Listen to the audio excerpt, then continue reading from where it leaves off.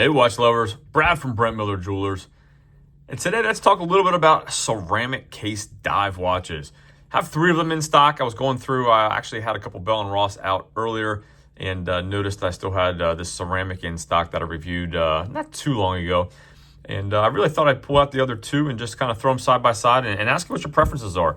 What aesthetic, do you like ceramic? Do you have a preference? Do you like to see any of it polished, as you can kind of see here on the Omega's lyre style lugs on the top of that lug there, versus the all matte look of the Bell & Ross, the square case here, completely matte finish.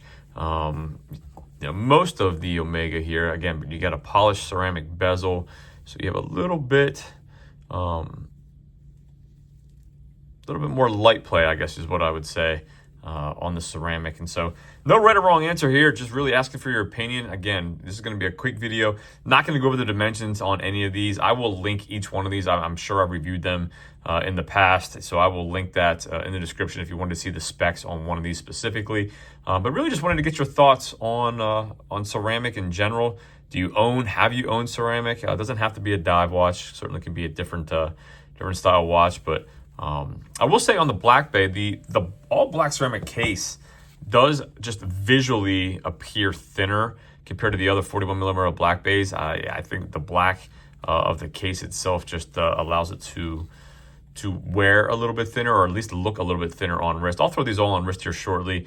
You do have kind of more of a matte gray with those laser etched waves there in black on that gray dial. So if you want a date between the 3 of these, the Bell & Ross is your only option. You got the date window hidden in here between 4 and 3. So I'll give you bezel action on these, throw these on wrist, give you a quick lume, and we'll wrap this one up. So we'll start with the Black Bay here. If you're not familiar, the Black Bay ceramic was Tudor's first master chronometers. So again, you can see here on the dial, it does have a really, I like the fact that they did black out the movement as well. Sorry, my lighting kind of went yellow there. You have a tungsten rotor on this movement, so I do enjoy the fact that this has a really aesthetically pleasing movement that they blacked out as well.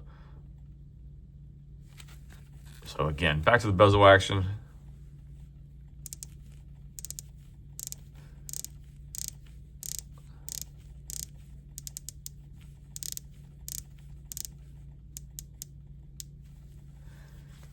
I do like that the markers here are more, not quite bright white, but definitely legible, instead of the kind of all blacked out murdered look on some of the other black watches or black ceramic watches. The Omega does, you can get this model all completely blacked out. And again, my preference is both of these models, just visually speaking, and being able to read the time and see the time at a quick glance.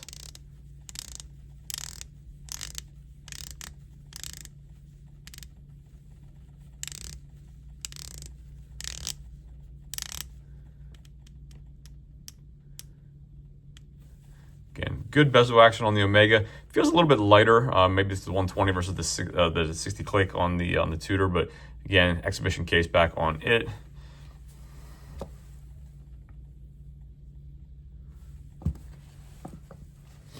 And the bezel action here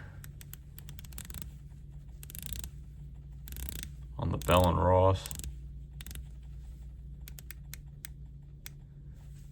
So let me throw these all on wrist real quick, and then we'll do a lume shot again. I have a 6 3/4 inch wrist, so these all probably a little bit larger than what I typically prefer to wear. However, like I said, the black cases I think visually wear smaller and are obviously lighter as well, so that does make them easier to wear in my opinion.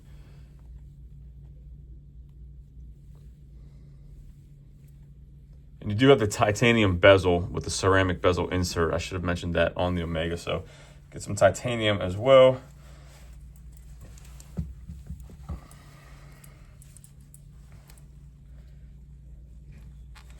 Bell & Ross, love their straps, super comfortable.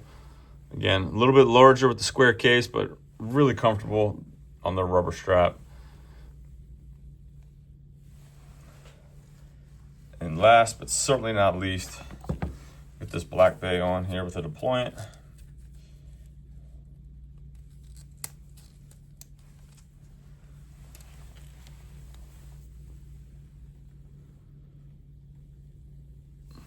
I'm not even going to mention price point on these. Again, I'll link that. I'll put all that info in the description.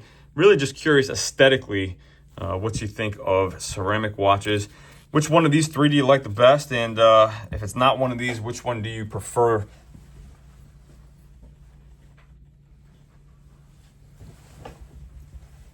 Quick Lume shot on all three. Let's see what we got here on the Bell & Ross. I like that the bezel has Lume. No Lume on the Black Bay bezel. And again, just the Lume pip there at the 12 o'clock position on the Omega. So as far as Lume goes, the Bell & Ross has the Lume bezel. However, I do like the blue on the Omega and the skeleton hands. So as always, thanks for viewing. Let me know what you think about ceramic dive watches. And if there's anything I can do for you, shoot me an email, brad@brentlmiller.com. We'll see you in the next video.